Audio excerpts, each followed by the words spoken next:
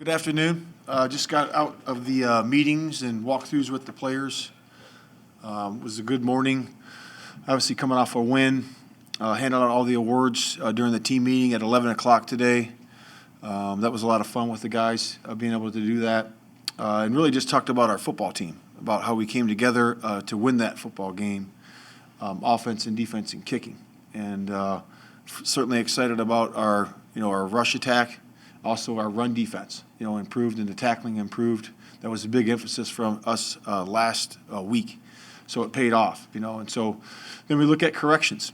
We look at corrections, the things we have to do better, and we're going to get onto those on Wednesday. And the coaches have to come up with a plan with each individual guy to make sure that he improves that player, and they have a plan for the week. And that's what we want to do. We want to stay focused on the task at hand, which is the New York Giants coming up. So we're excited about that. Get a chance to watch those guys play this evening, and we will certainly do that as we get onto our preparation for them. I'll open up the questions from there. Who do you hand out the awards to? We don't talk about the awards, but yeah, there's a lot of guys that were played really good, and it's a team win, of course. But we do highlight certain individuals, and they played well. But those guys are, obviously the guys I mentioned at the press conference yesterday did a nice job. Technically, how would you explain how they tackled better? Like, what did they do better this week than last week? And can you give an example of like a certain player too? Yeah, I would just say that, for example, if you watch Roquan, on his TFL, him getting up and into the line of scrimmage. That was a big emphasis. So that's called getting up on the runner. So when you do that, you really are in a position of power, and you're able to wrap through the hamstrings, and your pad level is lower. And when you take a guy's legs away, it's hard to run that way. And there were several examples of that. Another one would be Nick Morrow on that screen that when we knocked him out of field goal range on the third down. If you look how low he was in that tackle, and where the runner went, he went directly backwards. And that's a way to secure a good tackle. That's the style we want to play and the style we want to use. After watching the film, what are a couple things that you want to see Justin Fields work on this week specifically? Yeah, I would just say keep on working on his footwork. The footwork and then the timing. The timing of it, when to get the ball out of his hands. And, a lot of that is, the pocket too. At times, we were looking at the film, so we got to make sure we have a clean pocket for him to ride the pocket up and then deliver the ball. And again, it's never one guy. It's also more about the protection. Make sure we shore that up the best we can, and then also the timing of the routes and making sure we're timing that up. So we're getting better every week. We had some good explosive passes in this game, which we were excited about. We're going to build off of those and keep going forward. I know the footwork was something that you guys worked on with him a lot, right from the very beginning. Mm-hmm. Did it come untangled in this game, or is it still a work in progress? No, I don't think that's true. I just think that we just need more consistency on it, and he's getting better at that. And again, that breaks down sometimes when the protection breaks down, which in every game, protection does break down both sides. So that was some of it. We talked a lot about the development, the process of that with him specifically, just having to do with getting live action game reps in certain situations. Yeah. Is there a conflict of interest that kind of naturally comes about in terms of getting him those game reps and those live scenarios versus doing what may be best for you guys to win the game, considering that you are running the ball so well right now? Yeah, I mean, you always look at that, but it's always going to be the first. We're doing everything we can to win the game. That's the most important thing, that, what's the style we would have to play to win that particular game, and it changes. That changes every week to week. This week we were in a mode where it was a style which we had to play to win the game, and it came out in the right end. Yeah. On the 52-yarder for the Texans to Chris Moore, it looked like Gordon was trying to pass him off to safety. Was that your diagnosis of the play, or kind of what broke down from your family? Yeah, the breakdown on that really is just, that was a defense where we were playing a single high coverage, and we have to do a better job of just staying on that guy. That was his guy. He just got to stay on him, and that was really about it. Justin's run the ball 27 times. That's as much as a lot of running backs have. Is that sustainable from a physical standpoint of him getting? Yeah, but those aren't all designed. Right, sure. Yeah, a lot of those are scrambles. There's only a few of those, or a handful of those are designed runs. But we certainly will utilize his speed and his athleticism, on those design runs for sure. Is there a balance between using what he's really special at and being able to run and being cognizant of not wanting to get him hit? Yeah, we think he's really smart, in the open field, knows when to slide and get down. Obviously, he's taken a couple hits that were, flagged, of course, on those, but he's really good at that. He's got great instincts that way. He mentioned yesterday that when he went up the right sideline, went out of bounds, and that's where he got hit, and I think he was slow to get up. But he said he was thinking about the Green Bay play when he was past the line of scrimmage and decided, I'm just going to keep it and go. Yeah. Is that growth, or do you not want guys thinking in the moment about, this thing that happened last week? No, I just think he's using his instincts, and I think he's good at that. On Justin's second interception, how would you advise him to handle that differently? I would just say, again, we were in the quarterback meeting today, and he's just got to handle the ball better. He just can't put the ball in harm's way. He knows that, and in that particular play, he did. So he's got to do a better job that way. Understanding your policy with injuries, but can you rule out something other than day-to-day for David Montgomery? Is that still the case? Yeah, that's still the case. Day to day, it was the same today as it was yesterday. So Yep. to you, it's plausible that he could play this week? Yeah, day to day. So we'll see what happens on Wednesday, and then going forward from there for sure. Does this mean that you've ruled out an IR stint for him? What's that? You've ruled out an IR stint for him if he stayed? Yeah, I'm not going to comment on that. Why did Lucas start over Tevin in this one? Why? Okay. Why did Lucas start over Tevin in this one? Oh, I got you. Yeah. So it's about practice.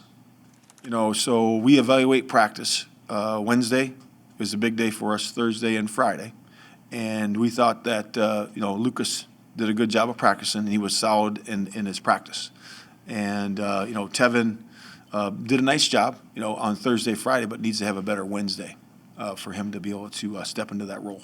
Where does the culpability lie in the receivers in terms of getting the passing game to be more consistent and clicking? Yeah, I think it's everybody.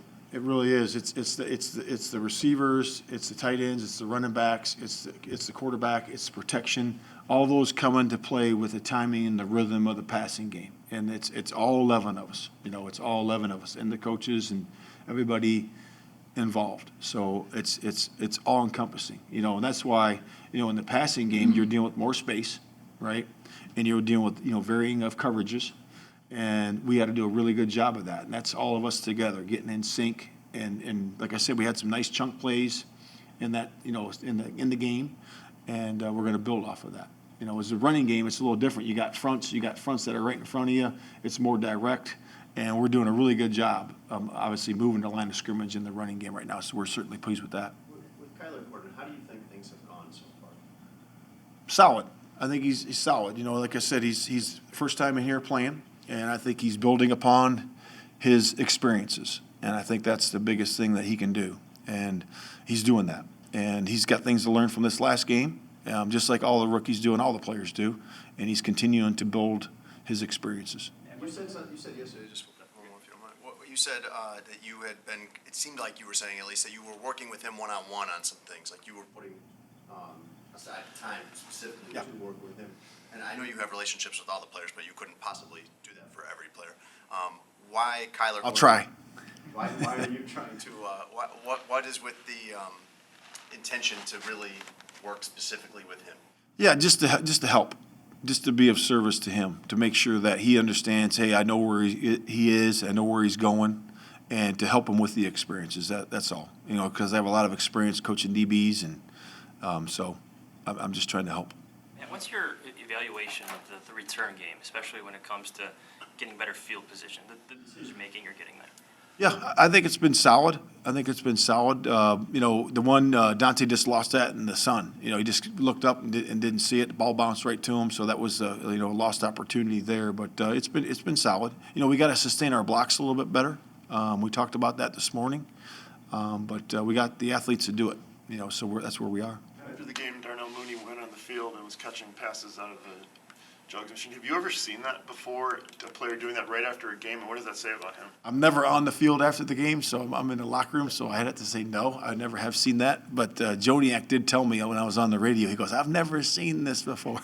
So he was on the radio upstairs. But, yeah, that's the kind of player he is. He wants to figure it out. He's going to figure it out, and, man, he's a worker. So when you have the talent and you got the work ethic and the work habits behind that, man, that's a good combination to have, and that's what he is. Third and long, and a couple of times yesterday, you call run plays. Obviously, they're being called because you think they give you a chance. But do you have to answer to Justin, or do you have to talk to Justin about, hey, this is why we think we're better off handing it off than we are letting you throw 3rd and 10? Even 3rd. Yeah, I mean, a lot of those are plays that if we get a good look, and we think we can get it with that run play, we'll do it, and again, it's all based on how the defense is lined up, front-wise and coverage-wise. So a lot of those plays are canned to that, so. So if we come out in a different front, Justin can check it to a pass. Sure. Yep, absolutely. Coach, might you all get to a place where you consider the possibility of Kyler Gordon working both outside and inside, maybe too much of a mental workload, not physically, not even his confidence, but just a mental workload of trying to figure out all of his responsibilities and doing those 2 jobs? And if you do get to that point where you consider maybe that's too much, which would you have him play? Yeah, those are hypotheticals. I mean, but I will answer the first one. I do believe you have to look at that. You always got to look at that, especially when you're working with a rookie, the guy that's been in there, it's the first time. But he's shown that he can do it, so his techniques are good. In terms of knowing his assignments are good, inside and outside. So we're pleased with where he is relative to that. You were complimentary about Roquan Smith after the game yesterday. When you got to watch the film, what stood out in his performance, and specifically with what he's done within the course of this defense? Yeah, him just playing free. Him knowing the spot and him knowing where to go quickly. And you could see that, obviously all the tackles that he made, the interception, and the impactful plays that he made in the game. So just being able to play within the confines of the defense and understanding what's in front of him and understanding exactly where he needs to be when he needs to be there. And he did a great job. When you go through the film on offense, I know a lot of talk about the interceptions, but a couple times where I think Justin tripped over David one time, he tripped over Braxton, he had a snap infraction, a couple of things that maybe not as clean as you'd like. Sure. Was there one overarching theme at all, or is each kind of play just individual breakdown? Yeah, I would say it's individual. It's just, you're always searching for consistent, sustained execution. It's a fancy way of saying execute one play at a time, right? So that's what we're searching for. And, when you get, those plays, what that does is put you behind. Put you behind. Certainly when we have first down. First down efficiency is always big on both sides of the ball for us. So we got to make sure we're clean in that regard so we're ahead of the sticks. Is there anything that you think you guys can do offensively to help Justin be more comfortable early in the game, whether it be different play calling, structure-wise, anything you see? Yeah, we're always looking for that. We're always looking to make him comfortable and, get some things going for him to make him feel, like he's comfortable in that game plan and have early success. You're always trying to search for that for sure, and we're going to search for that this week too. Can you clear up for us the David Montgomery injury? Is it knee, ankle, like what specifically? Yeah, it's ankle. Yep. And to answer go back to your question, we scored on the first 2 drives, so we had early success. So we're pleased with that. Obviously the last 2 weeks we've had some success early, so we're excited about that going forward. You said that you'll do play calling wise, you'll do what it takes to try to win the game, whether it's run heavy or not. Do you have the confidence in your pass game that you determine during the course of scouting, hey, we need to throw it a lot? Do you have confidence that you guys can be effective when you do that, Yeah. and why?